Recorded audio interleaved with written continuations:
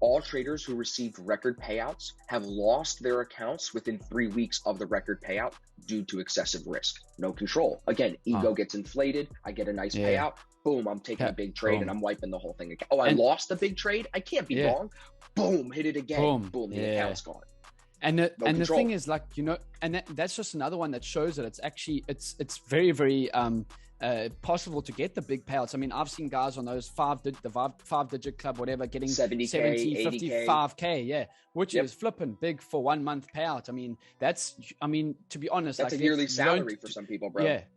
100%, dude. And that's big. That's some big money. But then to go and, you know, just mess it up. Why don't you just be like, okay, cool. I've had this massive payout.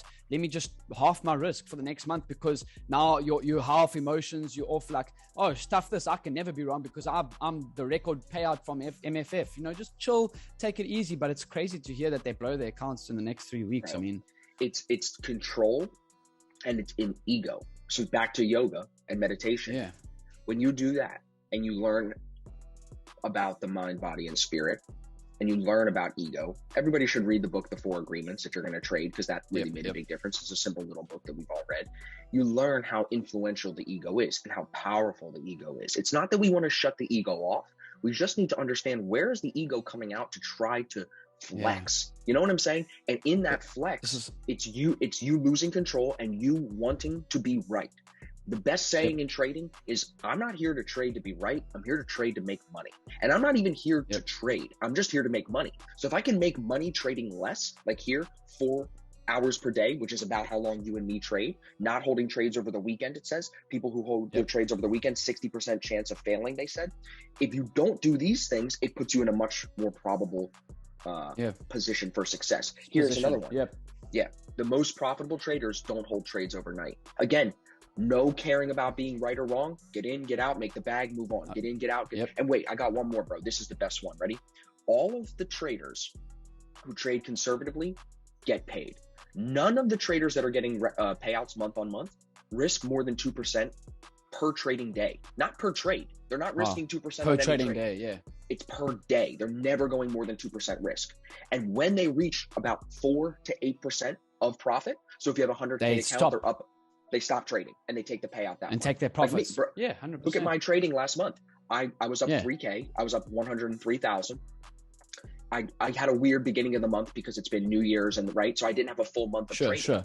Right. And I was only up 3%. I almost made it into the 4 to 8%. And now I got my payout. So that's exactly in line with what I do. And if you look at dude, it's crazy how aligned my statistics were with being on the profitable side of all these other people. Like I you know me, bro, I take maybe 2 trades a day, maybe, right? Maybe. So, and I don't trade all hours of the day, and neither do you. So I feel like we've worked hard by studying other traders to put ourselves in a position for success. Whereas a lot of these other people hear trading, they hear money. And like you said, all they are focused on is making money, not trading and proper trading, I should say. You know what I mean?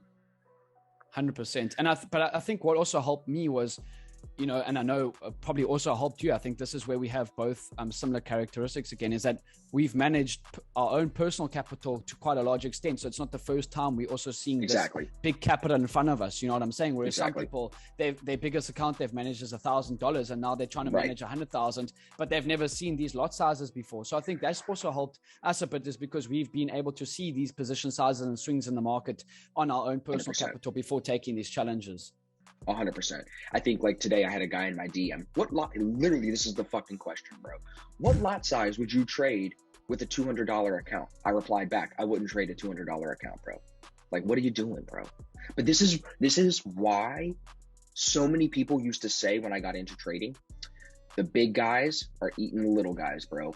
Because the little guys are like that guy that are just funding a 200. You're just making your broker rich, bro. You just gave the broker 100%. $200 or even $1,000. I don't think is reasonable to trade with. I always have been telling people 5K to 10K is minimum starting, because you've got to have some room to be flexible. You got to have enough money in there where you have skin in the game and you care about it. If you trade with $200, bro, you're going to risk all 200 on one trade. Come on. Yeah. Cause you're going to get upset about only making $2 a trade. So if you're making what's 3% of $200? What's 3% of $200? $6. Right.